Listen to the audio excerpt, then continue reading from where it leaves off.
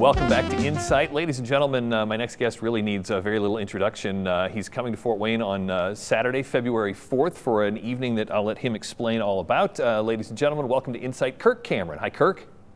Hey, Dirk, great to talk to you. Thanks for having me on the program. I like Kirk and Dirk. I think we're going on the road here. Where are you right now? It looks beautiful behind you. Well, actually, I'm in my office right now, and we're in Southern California, so it's been rainy, which is great. We love weather. We don't normally get thunderstorms and lightning and rain, so when we have something other than a sunny blue sky, we actually get a little excited out here. Yeah, we are in like 8 weeks of nonstop clouds and all that, so we'll just kind of keep looking out your window.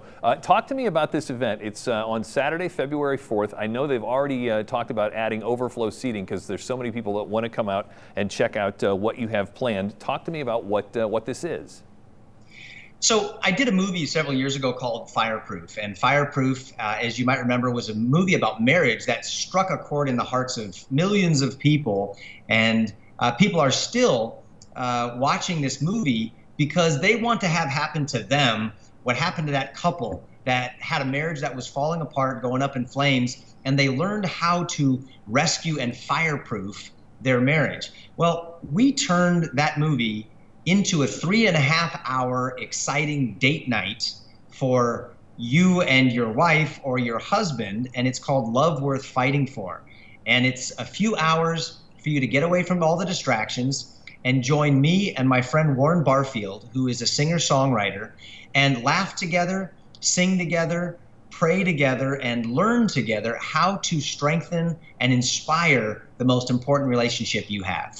So talk to me about then how, what that looked like. I mean, you know, you make the movie and people are probably coming up to you because I know there was a book involved and maybe even a Bible study that people could kind of gather around the Fireproof movie.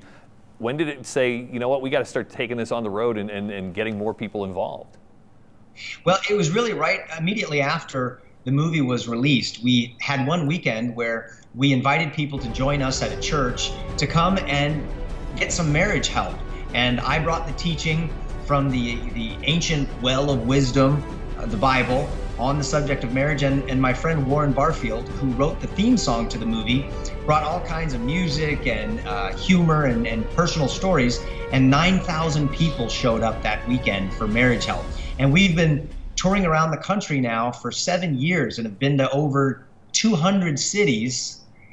And we have been seeing marriages healed, put back together, and people leaving the churches believing that what seemed impossible is really worth fighting for. And they want to do that together, fighting for their marriage rather than fighting against each other. This gives me so many questions, like at what point when you knew you were going to be in the movie or you're going to be on the road talking about this, did you feel like, I better get my own house together? Was there any introspective moment?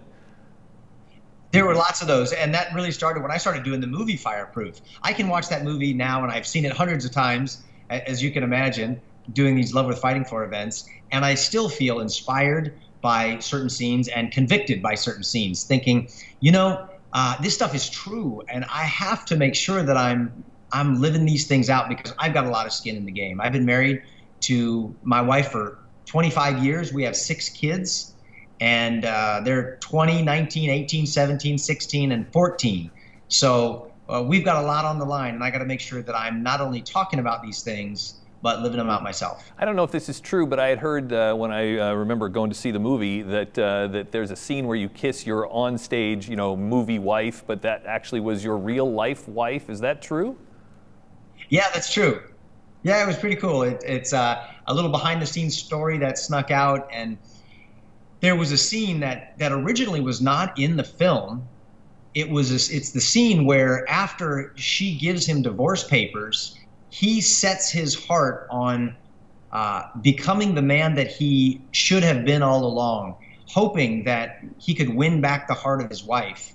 And when she finally realizes that he is a new man, she goes down to his fire bay at the fire station, and there's this great romantic scene that culminates in this great big kiss. Well, I'm a married man, and I made some promises at the altar to my wife, and we decided that this scene was so important, but that there was really only one way that I was going to be comfortable doing that. And that was, I asked my wife if she would fly to the set, and we changed the scene around a little bit. She actually put on a wig that matched the hair of the actress in the movie and put on the dress that she wore. We shot the whole scene in a silhouette, so it was very romantic, very appropriate, beautiful. But it was actually my wife, Chelsea, the bride of my youth, that I was making out with on the set, not the actress who was playing my wife and likely somebody else's wife. Yeah, well, again, if you're going to talk the talk, you got to walk the walk. We got more with Kirk Cameron here on Insight. Again, the event Saturday, February 4th, First Assembly of God. We'll tell you about how to get tickets here in just a matter of moments. This is Insight. We'll be right back.